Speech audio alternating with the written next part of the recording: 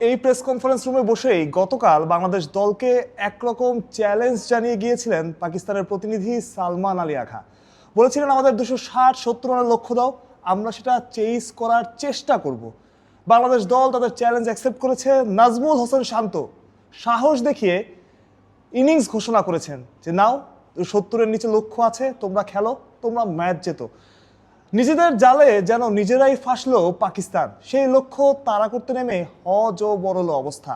শুরু থেকেই পাকিস্তানকে চেপে ধরে বাংলাদেশের বোলাররা, এবং একটা টেস্ট ম্যাচ আসলে যেমন হওয়া উচিত ঢাকা টেস্ট ঠিক তেমনই হয়েছে। প্রতি মুহূর্তে ঢাকা টেস্টের রং বদলেছে। একটা সময় মনে হচ্ছিল পাকিস্তান টেস্টটা হয়তো জিতে যাবে, মনে ভয় ধরেছিল। তবে ওই যে স্কোরবোর্ডের রান 268 টার্গেট, সেটাই সাহস জুগিয়েছিল বাংলাদেশকে। মুহূর্তে মুহূর্তে টেস্টের রং পরিবর্তন হয়েছে। এক সময় পাকিস্তানের দিকে হালকা একটু পাল্লা হালকা ভারী হয়েছে, কিন্তু বাংলাদেশ সবসময় ম্যাচে ছিল এবং ড্রয়ের সম্ভাবনাও কিন্তু তৈরি হয়েছিল। তবে বাংলাদেশি বোলাররা তাদের ক্রেডিট দিতে হয় নাজমুল হোসেন শান্তকে। যখন ব্রেক থ্রু দরকার ছিল, যখন বাংলাদেশের ব্রেক থ্রু প্রয়োজন ছিল, ঠিক তখনই বাংলাদেশ দল ব্রেক থ্রু পেয়েছে। যখন উইকেট প্রয়োজন ছিল তখনই বোলাররা উইকেট এনে দিয়েছেন। নাহিদ রানার কথা বলতে হয়, পেস তো আসলে পেস কেন গুরুত্বপূর্ণ সেটা হয়তো নাহিদ রানা আরও একবার প্রমাণ করলেন। এই প্রেস কনফারেন্স রুমে বসে বলা সালমান আলী আঘার কথা, সালমান আলী আঘার চ্যালেঞ্জ। সালমান আলী আঘা বলেছিলেন বাংলাদেশ হয়তোবা 260-70 ইনিংস ঘোষণা করবে না, বাংলাদেশ হয়তোবা সেই সাহস দেখাবে না। তবে নাজমুল হোসেন শান্ত সেই চ্যালেঞ্জটা জানিয়েছিলেন। নাহিদ রানা যদি ব্যাটিংয়ে নামতেন কত রান করতেন? 10-15 রান করতেন ম্যাক্সিমাম হয়তোবা।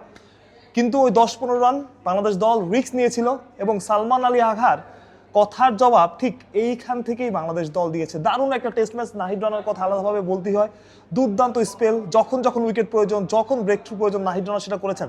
এবং প্রথম ইনিংসের পর বলা হয়েছিল নাহিদ রানা প্রেশার করেছেন, প্রেশার দিয়েছেন। উইকেট হয়তো পাননি প্রথম ইনিংসে, কিন্তু নাহিদ রানা তার কাজটা ঠিকঠাক করেছেন। আর দ্বিতীয় ইনিংসে যখন উইকেট প্রয়োজন হলো, নাহিদ রানা কিন্তু বাংলাদেশ দলকে উইকেট এনে দিলেন। তারপর উইকেট নেওয়ার পর নাহিদ রানার সেই সিজদা, সৃষ্টিকর্তার প্রতি নাহিদের কৃতজ্ঞতা। বাংলাদেশ দল দুর্দান্ত খেলেছে। তাইজুল ইসলাম ভালো বোলিং করেছেন, মেহেদী হাসান মিরাজ ভালো বোলিং করেছেন, তাসকিন আহমেদের কথা আলাদাভাবে বলতে হয়। নাহিদের বীরত্ব হয়তো তাসকিন খানিকটা ঢাকা পড়ে যাবেন, বাট তাসকিন এই টেস্টে আসলে দুর্দান্ত ছিলেন। একটা কামব্যাকের স্টোরি, অনেকদিন পর ফিরেছেন। এবং টি-20 সিরিজটা কিন্তু তাসকিন আহমেদ খেলেননি এই টেস্টের জন্যই। মানুষ পরিশ্রম করলে, মানুষ ত্যাগ করলে সেই ফলটা যে পায়। কি দারুণ একটা জয় বাংলাদেশের জন্য, পাকিস্তানকে বাংলাদেশের মাটিতে হারানো। কি দুর্দান্ত একটা টেস্ট ম্যাচ। 5 দিন একটা টেস্ট করলো, আদর্শ টেস্ট ম্যাচ যেটাকে বলা হয়। প্রথম 2 দিন উইকেট ছিল ব্যাটিং ফ্রেন্ডলি, 3 নম্বর দিনে সেই উইকেটটাতে খানিকটা ভেঙেছে, বোলাররা সুবিধা পেয়েছে। 4-5 নম্বর দিনে একদম পারফেক্ট একটা টেস্ট ম্যাচ বলা যায়, এবং সেখানে বাংলাদেশের জয়। আর কি চাই?